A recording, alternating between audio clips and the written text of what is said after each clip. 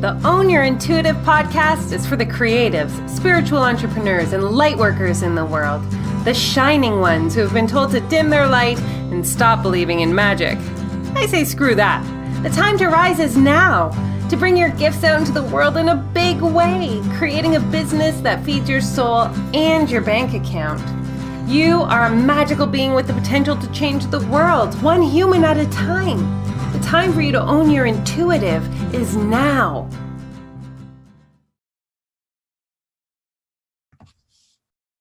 Hey everybody, I am so very excited about today's guest.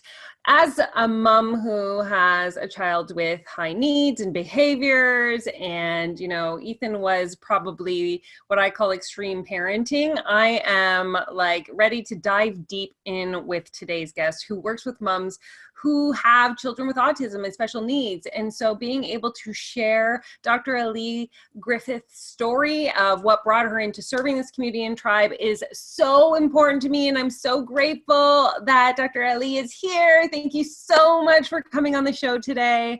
I am just ready to dive deep with you. No problem. Thanks for having me. I appreciate you. Well, can you just kind of give a little overview?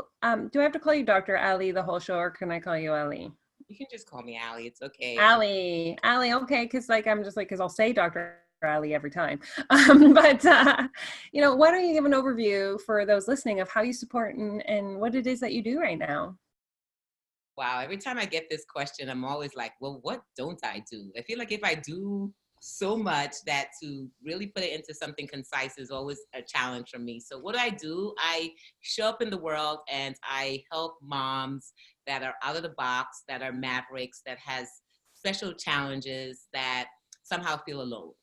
So I reconnect with them. I help to get them ignited. I find out what were their dreams before all these challenges came up. And we put together a plan and strategize on how to make it happen with all the drama. That's what I do. I've showed up as a transformational speaker. I also have a book. So as a best-selling author for Amazing Gift, The Journey to Autism Acceptance. I'm Zachary's mom. Zachary is my 13-year-old that lives on the autism spectrum. And I pretty much show up as his mom. But when I'm not doing all those kind of stuff, I'm just Ali. And Ali is just that fun girl from Brooklyn who loves to hang out with her friends, who loves to listen and dance to music, and loves to travel to different places. Now I get the opportunity to travel, speak, educate wherever I go, and touch lives. So that's a little bit of a nutshell of me. I love this. And for those who are not watching the YouTube video, Ali, you have the greatest cheekbones of anyone I have ever interviewed. I'm just I'm kind of gobsmacked. I just keep staring at you. If you're what is she doing? Because I'm man, her cheekbones are delightful. It's such a random thing. You can have them. So I love this. I love how empowering you are. I even love the energy in which you said all that. And so, I'm super curious of your origin story. Were you always this ignited? Were you always this magical? I'd like to think so, but that's probably not true. I grew up, my family's from Guyana, which is in South America. I grew up as a single parent in a single parent home. I've seen my mom struggle just to make it happen for us. As a result of that, I became this perfectionist. I don't know who donned me perfectionist, but it was a way in which I wanted to do whatever I can do to help my mom to stay happy, right? So I excelled in almost everything that I did. Anything I started, I would always complete. And I had this desire for this perfection. Of course, got married at the time when I should be getting married, and having this child that I should be having at that time, and then getting this really big blow to my face, first with a divorce, and then second with a child having special needs, needing more out of me than I thought. Now, I work as an audiologist and speech pathologist, so I forgot to mention that, right? So I help other families with kids with special needs in different aspects, and then here comes me with mine.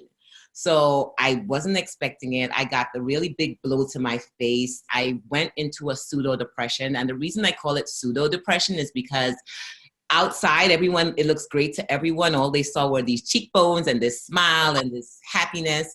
And inside, I would close the door and I'm dying. I'm trying to figure it out. I'm wondering what happened to me. What did I do wrong? So that began that journey of me trying to find out who really I am. I lost myself. I completely lost myself into a dream that I thought was going to be reality.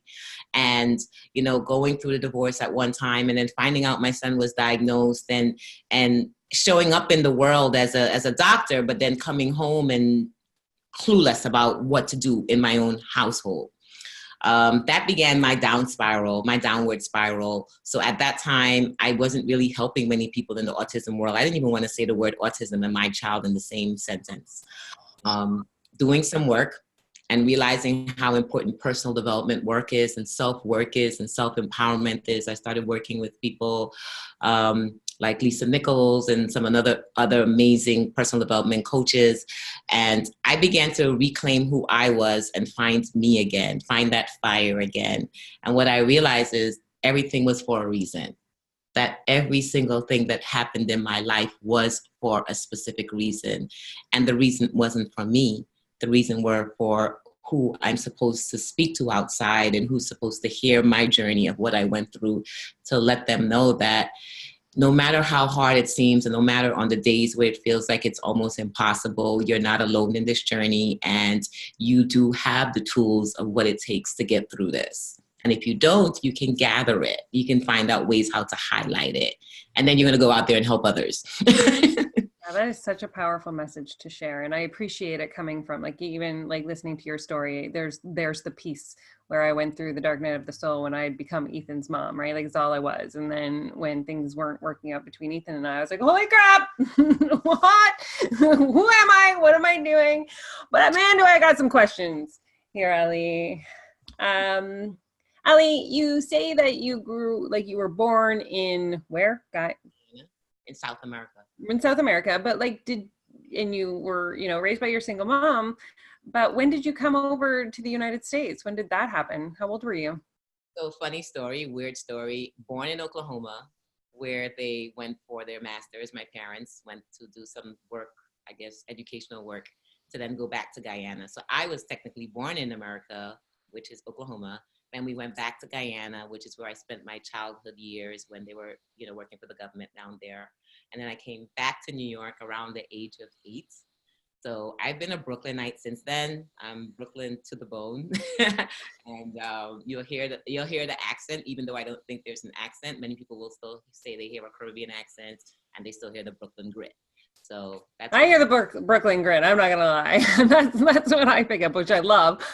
So then because if both your parents came to Oklahoma and then went back, when did they like split? Yeah, where was that? That happened in Guyana. So then your mom came over. Did she have a job? Like, is that what brought you guys over to the States? She worked. She started back just getting herself together. She is my inspiration of strength. You know, watching her make things happen. My dad was in my life, but not as much. It was myself and my brother. And I watched my mom, who had a degree, basically start from the beginning. You know, she was in Guyana as, you know, working for the government and a really great job and everything like that. And coming over here and literally starting from scratch again, just because she wanted to do it for us, her children. She wanted to provide us with a better life. And now that we're talking about this, I'm now realizing how much of her is inside of me, how the things we do just for our children to have a better life. That's what this whole entrepreneurship journey is all about. It's like knowing that I am Zachary's mom and he's watching me and he needs to see what it's like to go after what it is that you want and to make it happen. You know, without a shadow of a doubt, just make it happen and don't give up. I think that that's such a powerful statement. And I think that a lot of people don't realize that, like they haven't quite, you know, opened up, like we want the best for our children. We're so generous in what we believe in telling them, you know, this is, you know, don't do what I do. And, you know, kind of speaking the words, but the action is so much more potent than just simply trying to guide with just the language, right? Yeah. And so I love, like I told you before we got on, I wanted to know everything about you in terms of yours. And she says that if you can't see us, I'm giving her the bring it sign, like bring it. Let's go. So you watch your mom, like, really, because I'm super curious. So the degree that your mom had, because she did the master's in Oklahoma, that didn't transfer over to the States? Like when you say she had to like start all over again, what did that mean? It did transfer over to the States, but it was a different, it was just different. Like she just had to start from beginning. It wasn't the same level of. You had to go back to school? No, she didn't go To school. Oops, I'm changing my camera because it decides if I want to work now. Yay, hi, camera. All right, so no, she didn't go back to school. She just came in under a circumstance where she wasn't able to do as much. Like she didn't have access to jobs. She didn't have a history of working here. It was like she wasn't an American, so she had to go through everything from start to scratch all over again. Luckily, because of her education, she was able to eventually become a teacher and eventually become a social worker. But it's almost like everywhere else, whenever you move to a place, sometimes you're starting from scratch all over again. And then she had her kids she had to take care of. So we're looking at times of working and not working and making sure. I was 8, so I was in school at that time. So it was just a lot of things, circumstances she was working with under at that time. Such a juggling, right? Like there's so much juggling in that. Literally. Right? Which is what I love when you said, like, you help the moms, like, no matter what is going on, I can feel that energy coming through. So as you were like, now we're here, we're 8, we're growing up, like, where did you decide to end up in pathology and speech therapy? So from there, I went to Stony Brook University, which is in Long Island, and I actually started as a pre-med. I knew I wanted to work with children. I knew I wanted to become a doctor. And in my head, the only option was a pediatrician, children doctor, pediatrician. I got to Stony Brook and I started taking all my pre-med classes and great in sciences, but this darn organic chemistry just was, it kept getting to me and I could not get the grade I needed in that class. And I literally saw my hopes of becoming a doctor disappear in my eyes. I took this class called The Special Child. And The Special Child opened up this whole new world to me about children that were just different. And I began to work at that same time in a facility that had children with developmental disabilities on the weekends.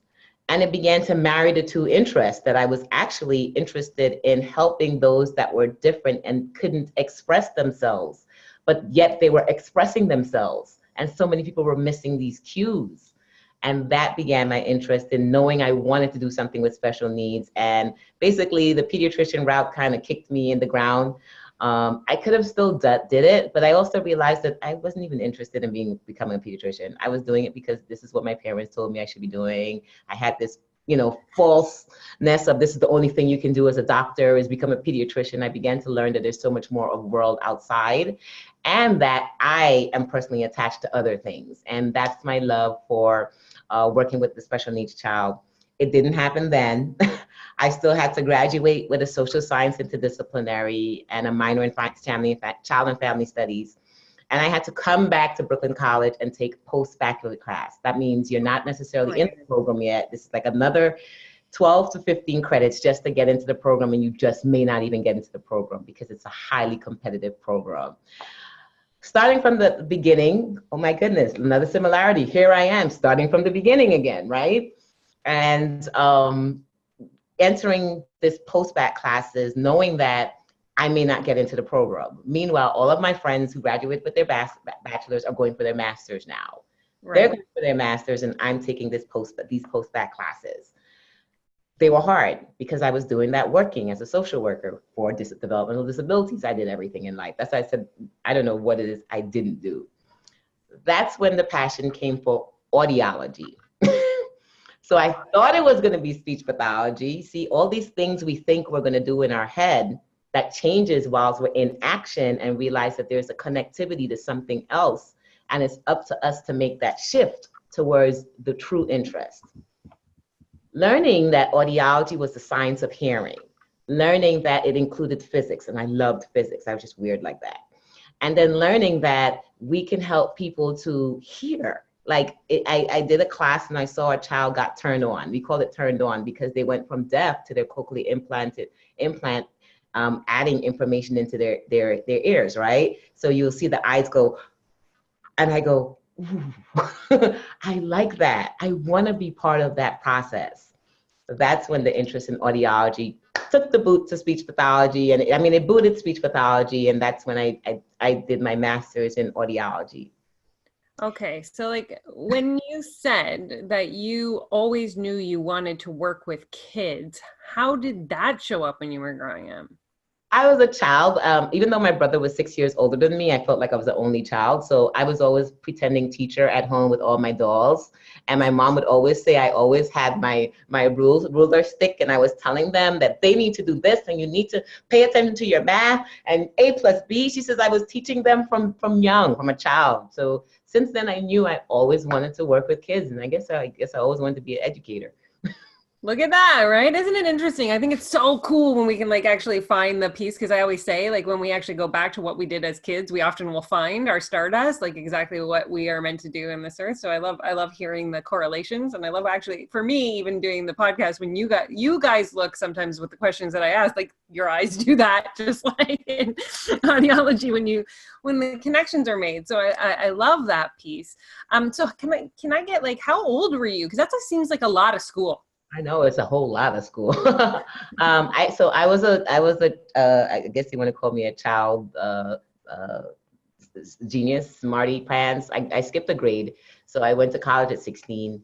I completed college at 21. My birthday is also late in the year, and I did most of the studies in my 20s. I graduated with my doctorate at about 32. So I did a lot of the studies earlier in my lifetime.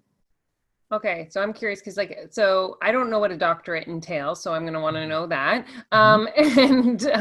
B, like 16 at that level of study, like that is amazing, right? Yeah. Because 16-year-olds are not thinking about doing their schoolwork. They're thinking like, oh, now's the time that I can start thinking about boys and drinking and all the other things that go into. Oh, I was partying. I went to Stony Brook. Let's not get this wrong. I went in pre-med and came out a complete different degree. I had a blast.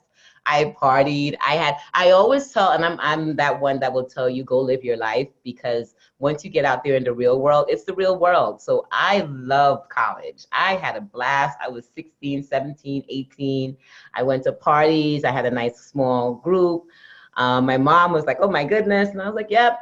Now, I didn't do all the drinking and drugging and stuff like that. I was just always a geek, a nerd. I partied, but I partied not to that level. If I did, no shade against those who did, I just didn't, it just wasn't my thing. But I had a blast. I could always look back at Stony Brook and undergrad and say, yeah, those were some fun times. So to get the doctorate went from 21 to 32? Yeah. So for me, remember I had to take the postbachelor classes to even get into the master's program. Once I got into the master's program, and I completed audiology, they saw me take some classes which were part of the audiology program. We also had to do externships with a few speech classes. The program actually asked me, they were like, you are actually really, really a natural at helping kids with language. And would you like to stay and do certification in speech pathology? Wait, what? So you actually want me to stay to do speech pathology? Now, I didn't want to stay any more time in school because like everyone else at that time, I was like, I don't want to stay any more school. But my mom was like, this is an opportunity. They don't offer it to many people. And I was able to stay at the college an extra year and change to do dual certification in both audiology and speech pathology. Now, there are not that many of us that are out there. That means we can help children with speech, and we can also help children or adults with hearing. So that began the journey. I also worked for a school at that time. I was a special ed teacher. Like, that's what I'm saying. There's nothing that I did not do. I went to school and went to work at the same time. And at that time, I was working as a special education teacher, learning more about autism, learning more about, children in the academic areas. And just, it's so interesting how God, the universe, just plans things that you didn't even realize how they come back into play. That's really how I began the journey of learning more about special needs. taking the educational classes and still doing the hands-on activities whilst I was in it, right? So did that, came out, had to do my fellowship years. That means actually practicing with the degrees. And then decided about a year or so before I got married, I'm like, I'm gonna try this doctoral program. And I applied to the program, I got in, it was a doctorate in audiology. At that time, they were going to make audiology a doctoral program. So the audiology is no longer a master's degree program, it's now a doctoral program. So they gave us incentives of how to make it easier while we were at home. We were able to take classes online. We were able to do some of the hands-on activities at nearby facilities. And through that process, got a divorce, had a baby, and then I'm like, okay, like you're working, you're going to school. I was like, where do you find a man and get married and all of that? The man was there. I mean, he was my son's dad. He was in my life in my 20s when I got out of college and I finished having a blast. We got together. He was my, I guess, post college boyfriend. We dated for a while. Then we decided to get married. I think that was another thing. Like we dated in our 20s. We got married in our 20s. We were so young, right? We thought that we were forever. Meanwhile, we didn't really do anything much, right? So we got married, and so we were great friends, but not great to be married to. Right. So we did get divorced or separated at that time, and then while you were doing your doctorate. While I was doing my doctorate. Now, I will always say, and this is the best thing about it, we remained really good co-parents. So even as we're going through that, he's still helping by, taking Zachary and helping him through that process. My mom was incredible because she never completed her doctorate. She also came and, they would just relieve me so that I can get this program done. And it really is a village that created all of what you see in front of me. And so I just love your story, clearly, because if anyone's watching the video, I'm like so intent on you, Ali. I just really am. And so, because I think it's just such a powerful, perseverance and grit and determination and desire and intention and all of these incredible things. So like you get your doctorate at 32. Where in this did you find out that Zachary had autism? Just around the time, a little bit after I got my doctorate. His signs came around 12 to 18 months. Lack of eye contact, lack of connectivity, light signs. I thought it was because I had went back to work earlier. It really got intensified closer to the age of 2. I did give him the MMR around the 2, and I did notice a major difference in how the shift was. However, I did notice some signs before, so I will never just say it's the vaccination only, but I did notice an intensity of the shift at a certain time. And that began the process of just trying to figure that part of my life out, having this expectation of a perfect baby boy, and then seeing him like slowly disconnect from me in front of me. It was hard, because all these things in my head, when you look at him, he's so beautiful. He's doing everything else, but the connectivity, the language was delayed. And I worked in the field. So it's like you're working in the field and now you have your own in the field. How quite not interesting, but interesting. I think that I just want to touch on this because I don't think that there's enough conversation about this, and this feels really powerful, is when like you're like, as a mom, because my child had mental health issues, but we were always connected, right? Like we loved each other immensely, and we could have that eye contact and we could have those moments. But for those that are listening that maybe are having a thought or a feeling that their child may be autistic, or are just in that stage of noticing like what that must feel like the sadness or the loss of not having that connectivity. Yeah, it is. It truly is a sadness. A lot of women go through the Elisabeth KublerRoss stages of grief, where we'll feel anger, we'll feel grief, we'll feel the bargaining, where we ask God, if I do this, will you do that? We go through all these stages. We go through our depression, our moments where we just are to ourselves. until we move towards acceptance. And even whilst we're going through acceptance, guess what? We can still go through any one of those feelings again. Anger. It's a space that and let me not give the false impression that I'm all the way through it, because it pops back in our lives at so many different spaces when our children are at different challenge levels. And we may go through that whole anger at the moment, because sometimes you're just angry at autism. You're angry at what it's doing to your child. You're angry at your child not having the same as what you see everyone else has. He's not able to go outside and go to the store. He's 13 now, as what most children are doing at this time. However, I'm blessed because I'm a speech pathologist and audiologist. I was able to get him the support early, therapy early, academic work earlier, sensory work earlier, that he is advanced along where he can be. So he is trying to learn how to go to the store. He is working on crossing the street. He wants to drive a car. He is showing the signs that he can do it. And I'm just here fostering it and helping him, to support him to maximize his life. Whatever way that he's supposed to be, I'm here to show him how he can in whatever way it's going to be. It may not look like anyone else's, but it'll look like him doing it. That is so, I just love you. And I just want to say, even at the beginning of this, as we're talking about all this, I just come back to this place that you were a single mom through that too. You were, going through this divorce, you were doing your doctorate, you had a special needs child, you were doing it all, and you were doing it all as a single mom. And I was a single mom too during most of this. So I just want to bow down a little bit to you there, because again, that perseverance, and for those listening, that level of set your intention and don't let anything stand in the way of your desire. And I'm not saying don't be a good parent. I'm saying just be present for the universe to guide you and to do the signs and follow the breadcrumbs and all of that. Now, if you're open to it, I'd love to share what your dark night of the soul looked like, how that manifested in your life and, brought you into the awareness of that self-development, where in hit Zachary's journey and where in your journey that played out. So I've had a few dark night moments. I'll speak specifically about two really major ones.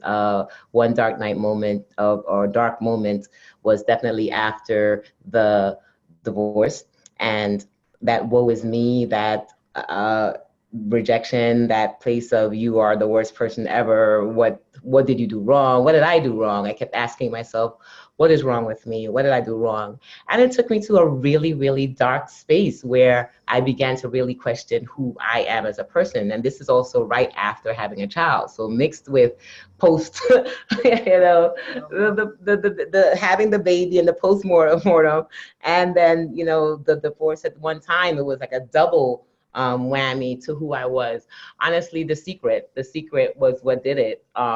Yeah, it's so weird. I just made the most excited face ever for those that can't see that. I'm like, oh yes. The secret is what did it. Somebody gave me this book and I was like, what the heck is this? And I started reading it and I started realizing that, wait a minute, I kind of manifested some of this, of what's going on in my life. I kept thinking the worst, even when I was married. I kept thinking, because all of my insecurities of being a child without my dad in my house made me always question whether my husband was really going to be there in my house. So I think I already had these preconceived notions that were already claimed, and I didn't realize that power that I had.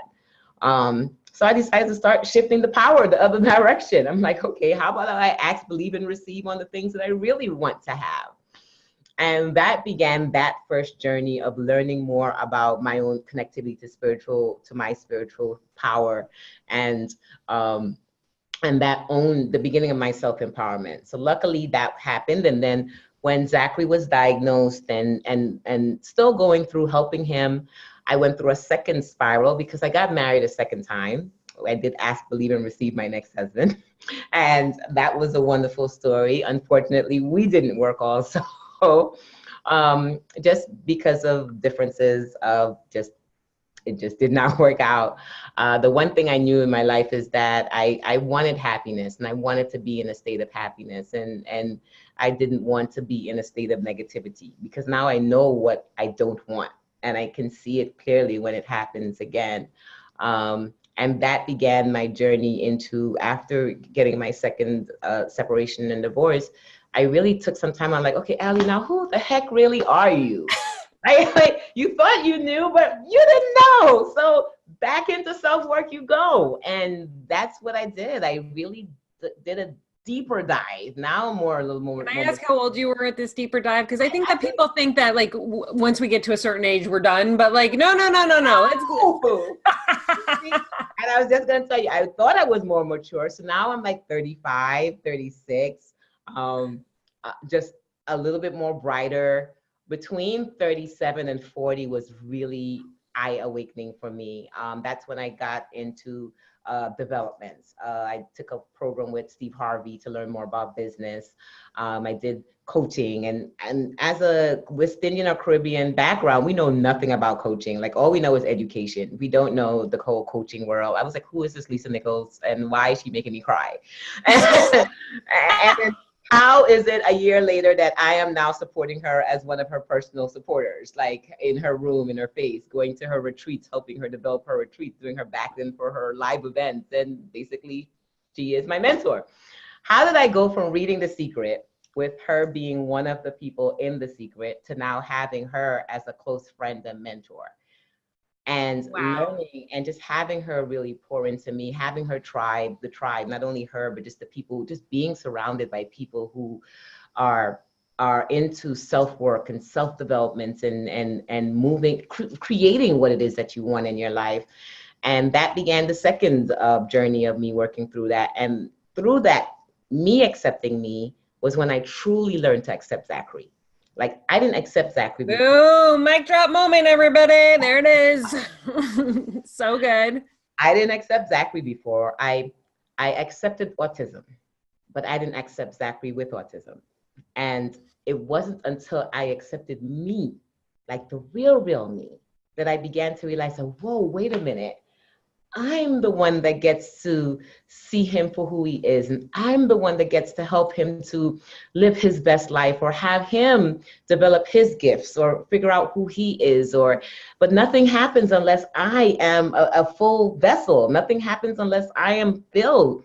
And that began the excitement of wanting to take care of me, because I thought it was the opposite way around. I thought I was supposed to take care of him and then I will be better. And no, it's wrong. It's wrong. You have to take care of self first. And that's when I began helping. And as I said, I always wanted to work with kids. I worked with kids with autism. I worked with kids. And that's when I got the awakening that I was not here for the kids. I'm actually here for their moms. I just get shivers. I got shivers. I'm here for their moms, because if moms are at a better space, and if moms are in a better headspace, and if moms are feeling better about themselves, then they can be the best parent to their child. And their child gets to be their best selves, regardless of whoever they're given. It's the moms. It's the moms. It's the moms. I love this. Because that's what I shared about in my first book as well, is like, you know what I mean? When we know ourselves, then we offer a greater value to our children.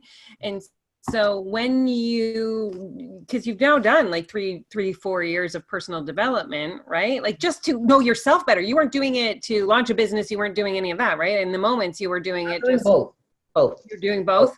Because, I maximize time. So I'm like, I mean, come on, let's not get, I got to do 5 things at one time. That's just, I'm a Virgo, we're detail oriented. I'm, like I said, I'm working on the business and I'm working on personal. I'm working on the business, I'm working on personal. While still holding a job in audiology and speaking full-time job, still running a nonprofit, still black belt in martial arts, still traveling the world to go to carnivals because I love partying, still. Put it on, like all of the above, and loving the life I'm living. Totally tapped into the universe, though, right? Like, would you say that was the game shifting total, like shift for you? And what did that look like? Like, how could you tell? Like, let's just, for the listeners going, like, how did she know when she was tapped in? Because she's read The Secret and now she's doing the thing. Was there like an aha moment where you're just like, oh, shizers, I get it? I have lots of aha moments. My aha moments happens when I'm walking down the street and I'll just feel a shiver of overwhelming gratitude. My aha moments when I wake up in the morning and I realize that, wow, look at all what's happening in my life. That tapped in connectivity moment. My aha moments when I coach my clients and they're like, oh my God, this is what I needed exactly to hear at this right time. Or they tell me, oh my God, I just felt like you just ignited me with so much fire. I'm like, that's what I'm here to do. I get aha moments in everything I do now. True connectivity is when I have conversations like this and I know like, oh my goodness, yes, once again, you have aligned me with the right people at the right time to present the right message to whoever needs to hear it at the right time. And I go with it. Like, it's been working, so why change it?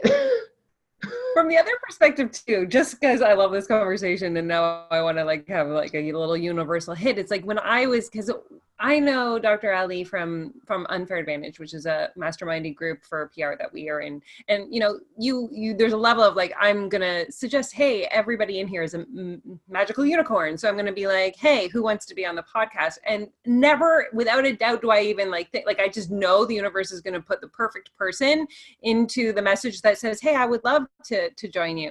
Like that level of trust, right? That just says, yeah, only the exact person that is meant for this podcast and this audience are going to raise their hands. And I know it's going to be an exceptional conversation.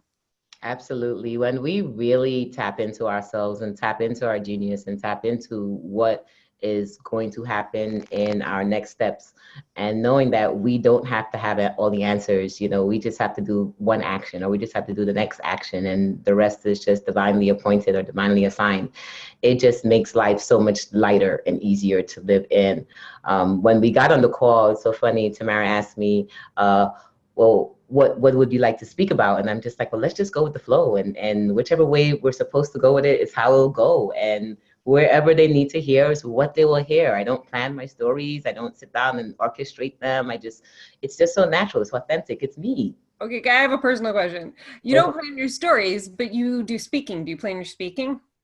Oh, I have to plan the speaking engagements. I got to plan it in the calendar, but I do not plan what is going to be spoken about. No. I have a technique, which was taught by Lisa Nichols, of course, which is to know the results of what I want as a result of being there. So when I walk into a room, I kind of figure out, well, I know the topic of the speaking engagement. I know what I'm supposed to focus on. And then I look into the audience and I actually tap into exactly what do I think they need to hear. And then sometimes I've shifted messages in the middle of the message. Sometimes I've shifted message at the beginning of the messages. I have some signature stories. Signature stories include finding out when Zachary was diagnosed and just going through that whole concept. But most times I let it be divinely assigned. And each time I've been hearing some incredible things. And sometimes I don't even know what I said. I'll come off and my mom would be like, wow, every time I come off, my mom keeps going, every time I hear you, it's something different. Every time I hear you, I learn something different. And I said, I just allow myself to be divinely led. Before I jump on, I connect to source, I connect to God, I connect to me. And I say, okay, just, work through me. Let whatever message you need to be said out there be said powerfully and received incredibly powerfully to lead the person that it's landing on into action. I love that. I love that. Now I'm going to ask you this, because in the earlier part of the podcast, you were like, I was a perfectionist, and that does not sound like a perfectionist statement at all. So like, when did that break for you? It broke when everything kept going out the window that I thought was going to be perfect. When I thought my child was going to be perfect, when I thought first marriage was going to be perfect, when I thought second marriage was going to be perfect, when I thought all these things that I thought was going to be perfect kept breaking. I'm like, okay, let me just take this whole perfect thing. When my size 2, 3 body, which never ever happened in my life, size 4, 5, 6, 7, 8, still not me. So when all the things that I thought were supposed to quote unquote long hair, obviously not me. When all these things I thought in my head, when I was brought up with a vision, what somehow someone told me in my world when I was a child, which equated to perfect, when I started to be like, hey, these people are lying to me. Life is not like this. Like, who lied to me and told me that life is supposed to be perfect? Then what the heck is really perfect? Perfect is really just being me. So every day I get to be perfectly me, a hot mess. Perfect, amazing hot mess. It's so good. So I love this because I appreciate what you do so much from the level of, I did not have that level of support when I was raising Ethan. And, you know, even when I first started my coaching, I thought I was going to work with moms who had children with mental illness. And it was just not, I couldn't go back into that space. And I did. I worked with a few and I was like, I love you, but this is not, my energy is not meant for this. So when you were doing the self-development, you were launching this business, like, where did you just know, like, you were like, I'm helping the moms, and what happened? Like, how did you get that going, and where is that now? So that comes from Susie Carter, who is actually the one I spoke to you about, that was also a mentor and now a really good friend. She was the coach of Lisa Nichols. So being in the camp, I got to work with Susie, and Susie's amazing at systems and strategists. She's a profit coach. She really can see money everywhere. And she was just like, why don't you share your story? And I'm like, what do you mean share my story? Nobody wants to hear about this. She's like, yeah, write a book and get it out there, and then go out. You have a light that there are other moms who are in darkness that they need that light. Why don't you just go help them? And I was like, no, I help business women. I want to do business. And she was like, okay, you can want to do business, but that's where that's who's going to come to you. And that's when we began to develop being an autism parenting strategist, helping moms with parenting. But even in that process, I will always gravitate, or people will always gravitate to me who are my mirror reflections, right? So I'll have special needs moms, but most of my coaching clients are business clients. They're mompreneurs who see that I have a book, they want to write a book, or they want to take their business to the next level, or some of them are just burnt out and want my fire. So they'll just be like, I just need a little bit, can I just get a little bit of your fire? Or the way that how are you managing 6 things and still smiling? And that's when I realized that I have an inept ability to maximize my time. That's where the perfectionist and the detail things comes up. I can slot my times in different places, and still, if I only have 2 hours in between picking Zachary up, I can get about 7 to 10 things done, because I'll just create graphs in my head of how to make it complete without driving myself crazy. And they just started to come to me for strategies, because my brain thinks in systems, and Susie was able to help me to really make that really concrete into a business. What is your system? Can I ask that? What is my system? Which one? I have different systems for different things. So which one do you want to know? I want to know this technique, or what it is you just said about, like, when you have 2 hours before picking Zachary up and you are able to accomplish a lot. Shameless plug. Mompreneurs on Fire is my 2-day live event. It's going to be September 28th and 29th. It's in Brooklyn, New York. And this is where I'll be showing my systems. I'll be creating a workbook for the different systems I use for different parts of my life, my business, my parenting, my personal. Each one has a system. I didn't even realize that I had systems for everything, but until I realized, wait, I look at my wall, there's systems all over it. I'm like a walking autistic person with brain maps all over. So my system for maximizing time, which always doesn't work. So that's where I take perfection and throw it out the window. It's to create what I would like to happen in a specific space of time. Knowing that my day is not the same as everyone else's. And pretty much everyone can say this, because if Zachary's home and I know I want to spend a certain amount of time with him in the day, I have to go to work. I know I must have my personal development time, because I know I first had to get connected to the fact that pour into me first, and then I can pour into him. So that comes priority on my system list, right? What are the 2-3 things that I need to do to pour into myself first? Meditation in the morning, my workout, plan my eating, or whatever it is that I'm going to do. Those 3 things must be planned into my system of the day first. Second is, what will I be doing with Zachary for the day? Parenting, whether it's going to be homework, whether it's going to be us going on a trip, whether it's just us sitting down and spending 20-30 minutes to connect, because connectivity is incredibly important. Hence, we have to plan it. So I would plan it into my schedule. When I see, whether I have clients, when I have my clients, I still say, okay, but where is Zachary time in this process? And then the third thing is business-wise. My business is created into different strategies. So it's whether it's a marketing day, it's a PR day. Now we're at the process that we're trying to fill our Mompreneurs on Fire event. So it's like a certain amount of calls every day. Even with that, there's a system. I will keep calling until I close one. Everything is a system. And it just helps to make things flow for me. And then a friend will say, come on and hang out. And I'll take the system and throw it out the window for the day and I'll go hang out. And the next day I'll get back up and see, okay, now what's my system for today? I think there's a level of what you just said is really impactful. Like you can throw out a system for the day and not feel guilty and not feel bad and not feel like, I think I just want to touch on that for those that are listening that are like, if I lose one day, then my whole business and my whole life and everything's going to fall apart. And you know what I mean? No, if you lose that day, you're supposed to lose that day. If I lose that day, then that means, and then that meant to me, and I'll go, oh, it's a self-care day. It means there's more self-care needs to happen today. I need to be filled up more, you know, and, you know, it's being really connected to yourself to know, you know, what feels good, what doesn't feel good, what trumps, what doesn't trump. Like there'll be times I have a whole list of clients on my roster, and then Zachary will just come, Mom, could we go to the movies? And I'll go, okay. Or sometimes I'll say, can we do it tomorrow? Tomorrow I have some more flexibility. Can you find out the time where we can go tomorrow? And then there'll be some times when I can just feel his need for me more, and I'll just go, okay, send a message. The beauty of being a mompreneur coach is that you get to let them know, Zachary needs me, I need to reschedule, and they all understand. That is a powerful thing for the listeners to hear. I just think like nobody's talking about that, right? Like we nobody's saying that. Like it's okay. It's okay to be a full mom and have your clients, and that, you know, like I love that you said that your clients tend to be mirrors of you, so they also will have days. So like if a client needs to cancel because their child needs you know, their mom for that, then you have that equal level of understanding. Like the whole relationship is built on this.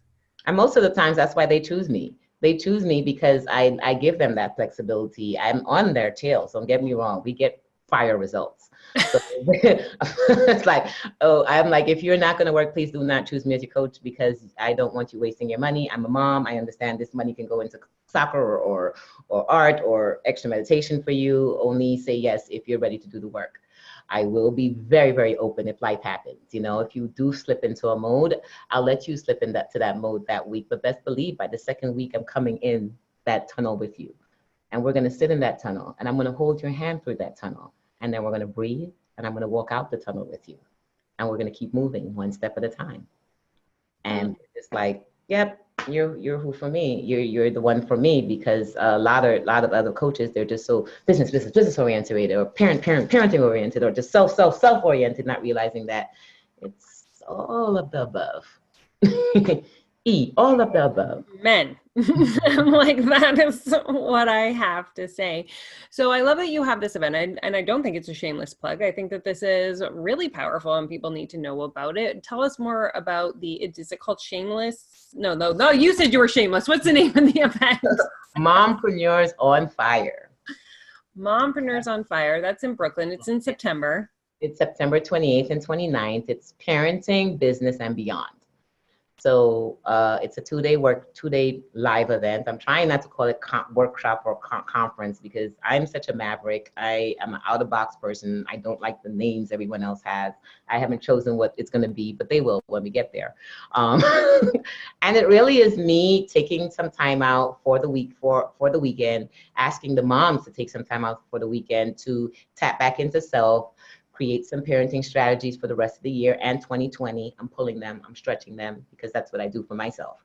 I'm showing them all my tools and strategies, and within the weekend. And I'm also bringing some amazing people that are coming to support me. Like I just said, I'm going to do my first 2-day live event. Who can come out? And all these people that I've supported in different aspects, whether it's in Lisa Camp or not. I have a branding marketing specialist. I have Lisa Nichols, social media person, who grew her social media 1,000% in 4 months. And I have my sales coach that has helped me throughout my process. She's coming to volunteer. And they'll also serve as a panel where they can provide some information to my mom. So it's a way of, we're going to work on self. We're going to work a little bit on parenting, because I'm going to teach some communication strategies, some things that just makes me really, really amazing. I mean, the whole audiology, speech pathology thing was for a reason. Like my communication ineptness, my connectivity, the science and the art of it is what makes it so exceptional.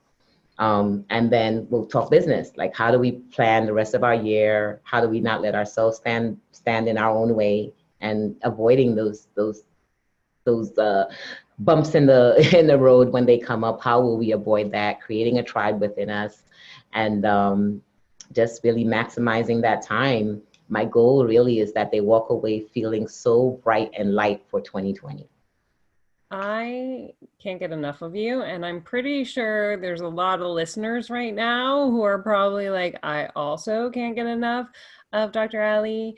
And I'm just like, I want to say this because I think this you guys is a really, like, when we talk about intuition and we talk about universal laws and we talk about, the magic that we all have the capacity to tap into. And Ali's doing her first event, and just through that level of openness and love and high vibrational self, she has these beautiful souls volunteering to come and be in this co-creative space with her. And that goes to show where, the work that you've done and where you've gotten to co-create in that huge way. And so, like, that's kudos to you again. Like, I just think that says a lot about you as a human. And so if they were interested and they're like, yeah, I'm totally, yes, hard yes. Mompreneursonfire.com. Everything is Mompreneurs on Fire. You'll find us on Mompreneurs on Fire, Facebook, on Instagram. Also, there's Mompreneurs on Fire Tribe on Instagram. But if you go through Dr. Ali Griffith, you'll find me. You can get all this info in the show notes, yeah? Yeah, sure. I hope so. I think I did. Maybe. We'll add them in anyway. I'll make it happen.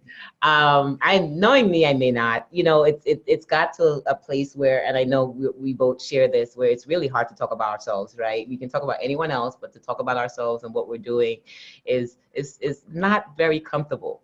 But what is comfortable is knowing the results of what people are going to get. And I get questioned, is it filled yet? Is it not filled? And I'm like, honestly, I really can't get caught up on that. All I can get caught up on is, what do I want them to leave with? Whether it's 5 people in the room, 50, 500, 5,000, what I want them to leave with? I hate being anywhere and walking away feeling the same or less than. So it's making sure that I'm tapped into whatever is designed for me to produce for them and for us to all co-create. It's going to be a heavy, energetic room of mass co-creation. And we are going to change the world in 2020. Boom, you guys, boom. And so I asked this question of every guest because it's my book nerd introverted self who just needs to know only one book you're allowed to say. You can tap into who's listening, you can tap in, but what is one book that shifted you, changed your life, like impacted who you are today? What would you say? What are you going to drop today? The Alchemist. Woo! I sure love that book. So that is why. Can I ask why? I go back to it whenever I need to. It just lets me know my power. And it's a silent power. And it just, every time I read it, I get a different message. So this is something that's come up for me, and this is again off topic, but like, I'm just starting to believe that I'm going to reread books. Yeah. Oh yeah, I need to listen. My memory sucks. Like, there's so much going on in here that's the one thing downfall. I can see a movie, totally forget what happened in the movie about a year later. Like, oh, I didn't even see that movie. But I have started the act of just going back and rereading, because I know we are at different places at different times when we read it, and different seasons. So the same book that we may have read one time and we got one message, and I do this with all my notes also, my coaching lessons, my classes that I have books in, I will just pick it up and just reread it again, and I'll go, oh, I missed that the first time. It's not that I missed that, it wasn't for me then. Okay, and this is something that I don't think people, as an author, do you reread your own book? Because I forget what I wrote. No. Now, I don't listen to anything I do. I don't reread anything I do, because the perfectionist in me will show back up. Got you. See, that's a like knowing self thing right there. I am a perfectionist at times, and it will show back up. When I look at my books, I'll see another error. When I watch myself, I see something that's out of place, those attention to details, and then I have to do self-work to get through that all over again. And I won't stay there. It's just, it'll happen. I'm okay with that. I know it is. Like, no thy weakness. Yes, I love that. And I think that's a powerful way to end today's show. Thank you so much, Dr. Ali Griffith, you guys, check her out. This was like, I am on fire right now. So thank you for, saying yes and coming on and sharing your energy and who you are and what your big message is with this community. Thank you. Likewise. And I would love to have you on the Dr. Ali Griffith Show, also my podcast, Mindset, Meditation, and Motivation. And we get to cross co-create again. Oh, I would love that. Thank you. Guys, now you have to listen to this one and then pop over there and listen over there. And where would they find your podcast, just so that they know? Oh, iTunes, Stitcher, Spotify. It's everywhere. But if they just go to the Dr. Ali Griffith Show, they'll find it. Everything is everywhere. You find me. I love it. I love it. I love it. Thank you guys for listening. And you get to hear us again then very soon. And we will be in touch next week.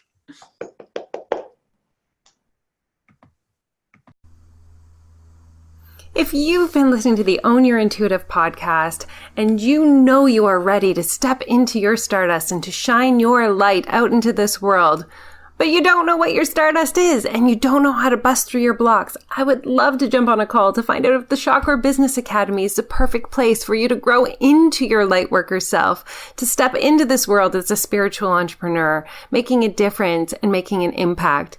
If you're interested, you can go to tamaraarnold.ca/application and we'll be on a call in no time, and you'll be taking steps into stepping into your stardust and making an impact in the world with the exact purpose that you were put on this earth to do.